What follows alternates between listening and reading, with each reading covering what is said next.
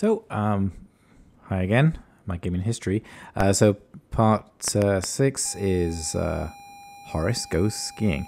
Now, there were lots of Horace games, although Horace Goes Skiing is literally the only one that I actually played. It's the only one I owned.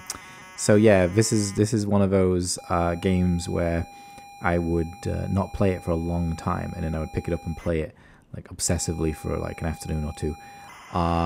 Because it's quite a simple premise.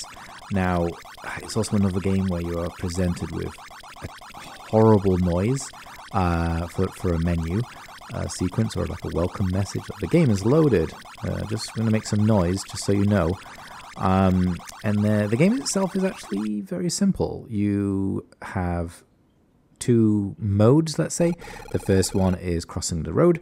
Now, the difficulty here is that Horace always moves to the left or to the right, unless you press, I think, up, which makes him lock in place. So the idea is really get across the road, buy yourself some skis. You have $40 cash. Ski rental costs 10. Yeah, so really it's one of these games which I would say it's a little bit frustrating because the crossing the road apart, I think sometimes it's very difficult. And then the part where you actually go skiing is actually short-lived. At least that's how it feels, because the skiing part is like so like, oh, this is cool, skiing, woo! And and the crossing of the road, not so fun. So yeah, the whole idea as well is that if you crash, you have a possibility of breaking your skis. Yeah, it's it is just literally go through your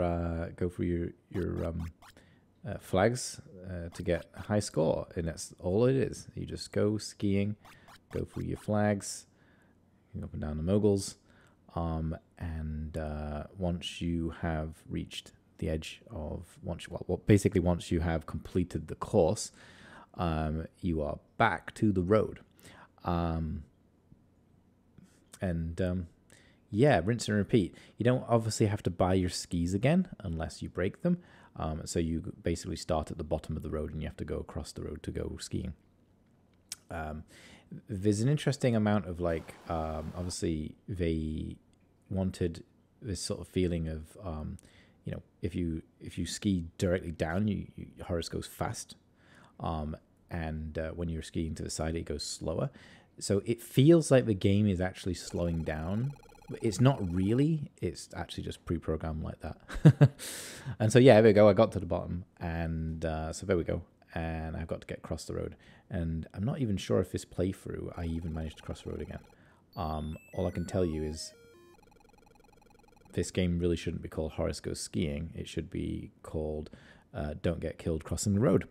And sometimes go skiing. So that's it. Horace.